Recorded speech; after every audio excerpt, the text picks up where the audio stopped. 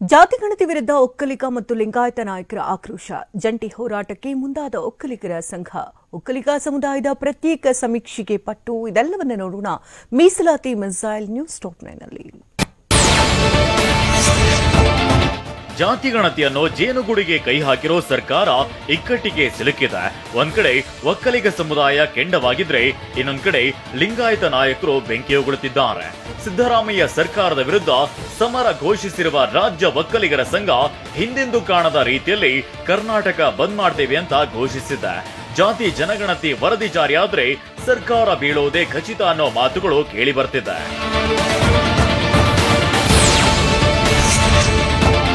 ಸರ್ಕಾರದ ವಿರುದ್ಧ ಲಿಂಗಾಯತ ಸಮುದಾಯ ಕೂಡ ಆಕ್ರೋಶ ಹೊರಹಾಕ್ತಿದೆ. ಜಾತಿಗಣತಿ ಪ್ರತ್ಯೇಕವಾಗಿ ಅಖಿಲ ಭಾರತ ವೀರಶೈವ ಲಿಂಗಾಯತ ಸಮುದಾಯವು ಮುಂದಾಗಿದೆ. ಅಲ್ಲದೆ ಸಮುದಾಯದ ನಾಯಕರ ಬಳಿ ಜಂಟಿ ಹೋರಾಟ ಮಾಡುವ ಸಂಬಂಧ ಮಾತುಕತೆ ನಡೆಸಲು ಒಕ್ಕಲಿಗರ ಸಂಘ ಕೂಡ ಮುಂದಾಗಿದೆ. ನಾವು ಕೂಡ ಅದನ್ನ ಈಗಾಗಲೇ ನಾವು ಚರ್ಚೆ ಮಾಡಿದ್ರೆ ನಾವು ಅದೇ ರೀತಿ ಒಂದು ಸಮೀಕ್ಷೆ ಮಾಡಿಸಿ ನಮ್ದು ಏನು ಅಂತ ನಾವು ಒಂದು ಸಾಫ್ಟ್ವೇರ್ ಕೂಡ ಈಗಾಗಲೇ ನಾವು ಇಟ್ಕೊಂಡಿದ್ದೀರಿ. ಒಕ್ಕಲಿಗರ ಸಂಘದ ರಾಜ್ಯಾಧ್ಯಕ್ಷ ಕೆಂಚಪ್ಪಗೌಡ ಸರ್ಕಾರದ ವಿರುದ್ಧ ಕಿಡಿಕಾರಿದ್ದಾರೆ. ನಮ್ಮ ಒಕ್ಕಲಿಗ ಸಮುದಾಯದ ಪ್ರತ್ಯೇಕ ಸಮೀಕ್ಷೆ ಮಾಡಿಸ್ತೀವಿ ಅಂತ ಹೇಳಿದ್ದಾರೆ. ಅಲ್ಲದೆ ಹೋರಾಟಕ್ಕೆ ಸಚಿವರು ಮತ್ತು ಶಾಸಕರು ಸಾಥ್ ನೀಡಬೇಕೆಂದು ಕೋರಿದ್ದಾರೆ.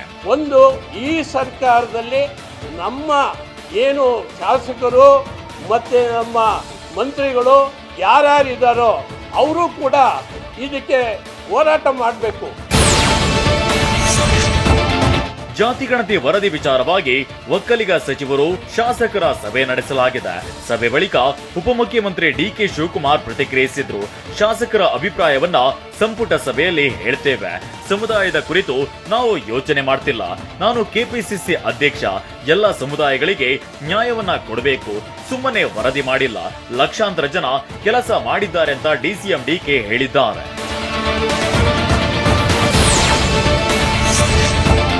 ಹಿಂದುಳಿದ ವರ್ಗಗಳ ಆಯೋಗದ ಸಮೀಕ್ಷೆಯು ಮಂಡನೆಯಾಗಿದೆ.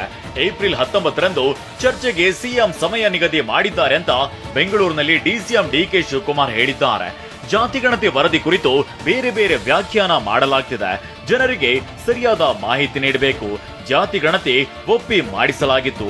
ಕೆಲವರು ಮುಸ್ಲಿಂ ಸಮುದಾಯ ನಂಬರ್ 1 ಅಂತ ಹೇಳ್ತಿದ್ದಾರೆ. ಅದರ ಮಾಹಿತಿ ಈಗ ಹೊರಬಂದಿದೆ. ನ್ಯಾಯ ಒದಗಿಸ್ತೇವೆ ಅಂತ ಡಿಸಿಎಂ ಡಿಕೆ ಹೇಳಿದ್ದಾರೆ.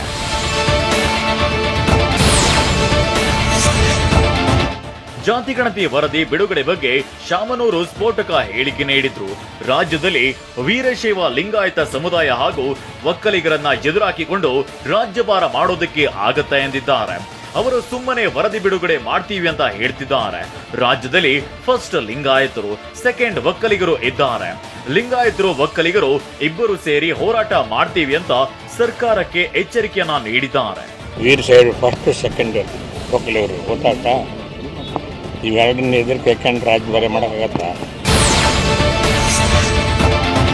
ಜಾತಿಗಣತಿ ಜಾರಿಯಾದ್ರೆ ರಕ್ತ ಕ್ರಾಂತಿ ಆಗತ್ತೆ ಅಂತ ಮಾಜಿ ಸಚಿವ ಬಿಸಿ ಪಾಟೀಲ್ ಎಚ್ಚರಿಕೆ ಕೊಟ್ಟಿದ್ದಾರೆ. ಜಾತಿಗಣತಿ ಅವೈಜ್ಞಾನಿಕವಾಗಿದೆ. ಲಿಂಗಾಯತರನ್ನ 2 ಭಾಗ ಮಾಡೋದು ಮಹಾ ಅಪರಾಧ ಎಂದಿದ್ದಾರೆ. ಇನ್ನು ಅಖಿಲ ಭಾರತ ವೀರಶೈವ ಮಹಾಸಭೆಯ ರಾಜ್ಯಾಧ್ಯಕ್ಷ ಶಂಕರ ಬಿದರಿ ಸಹ ಜಾತಿಗಣತಿ ಬಗ್ಗೆ ಮಾತನಾಡಿದ್ದು, ನಾವೇನು ಜಾತಿಗಣತಿ ವಿರೋಧಿಸಲ್ಲ, ಅದು ಬಿಡುಗಡೆ ಆಗ್ಲಿ, ಹೋರಾಟದ ಬಗ್ಗೆ ಚರ್ಚಿಸಿ ನಿರ್ಧರಿಸ್ತೇವೆ ಅಂತ ಹೇಳಿದ್ದಾರೆ. ಪೂರ್ತಿ ಎಲ್ಲ ವಿಷಯಗಳು ಬರಲಿ, ಆಮೇಲೆ ಮಹಾಸಭೆ ಮೀಟಿಂಗ್ ಆದ್ಮೇಲೆ ಮತ್ತೆ ಮುಂದಿನ ತೀರ್ಮಾನ ಮಾಡ್ತೀವಿ. ಒಕ್ಕಲಿಗರು ಹಾಗೂ ಲಿಂಗಾಯತ ಸಮುದಾಯ ಜಾತಿಗಣತಿ ವರದಿಯ ವಿರುದ್ಧ ಗರ್ಜಿಸುತ್ತಿದ್ದಾರೆ. ಇತ್ತ ಶೋಷಿತ ಸಮುದಾಯದ ಒಕ್ಕೂಟ ಹೋರಾಟಕ್ಕೆ ರೆಡಿಯಾಗಿ ನಿಂತಿದೆ. ಯಾರು ಈ ಜಾತಿಗಣತಿಯನ್ನ ವಿರೋಧಿಸ್ತಾರೋ ಅವರಿಗೆ ಪಾಠ ಕಲಿಸ್ತೀವಿ, ಹುಷಾರಂತ ಗುಡುಗಿದೆ.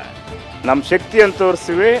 ಅದು ಯಾವ ಮುಖಂಡರುಗಳು, ರಾಜಕೀಯ ಮುಖಂಡರುಗಳನ್ನ ಇದನ್ನ ವಿರೋಧಿಸ್ತಾರೆ ಅಂತವ್ರಿಗೆ ಮುಂದಿನ ದಿನಗಳಲ್ಲಿ ಪಾಠ ಕಲಿಸ್ತೀವಿ. ಜಾತಿಗಣತಿಗೆ ಪರವಿರೋಧದ ಕೂಗು ಜೋರಾಗಿ ಎದ್ದಿದೆ. ಪ್ರಬಲ ಜಾತಿಯವರ ಒತ್ತಡಕ್ಕೆ ಮಣಿಯದೆ ಜಾತಿಗಣತಿ ವರದಿ ಜಾರಿ ಮಾಡಿ ಅಂತ ಆಗ್ರಹ ಕೇಳಿ ಬರ್ತಿದೆ. ದಾವಣಗೆರೆಯಲ್ಲಿ ಈಡಿಗ ಸಮಾಜದ ಪ್ರಣವಾನಂದ ಸ್ವಾಮೀಜಿ ಒತ್ತಾಯಿಸಿದ್ದಾರೆ. ಮತ್ತೊಂದೆಡೆ ವಿಜಯಪುರದಲ್ಲಿ ಅಹಿಂದ ಮುಖಂಡರು ಜಾತಿಗಣತಿ ವರದಿ ಜಾರಿ ಆಗದೇ ಇದ್ರೆ ಹೋರಾಟ ಮಾಡ್ತೇವೆಂದು ಗುಡುಗಿದ್ದಾರೆ. ಕಾಂಗ್ರೆಸ್ ಪಕ್ಷದ ರಾಷ್ಟ್ರೀಯ ನಾಯಕರು ಏನು ಹೇಳ್ಯಾರ ಅದನ್ನು ಜಾರಿಗೆ ತಗೊಂಬರೋದಕ್ಕೆ ನಾವು ಒತ್ತಾಯ ಮಾಡ್ತಾ ಇದ್ದೀವಿ.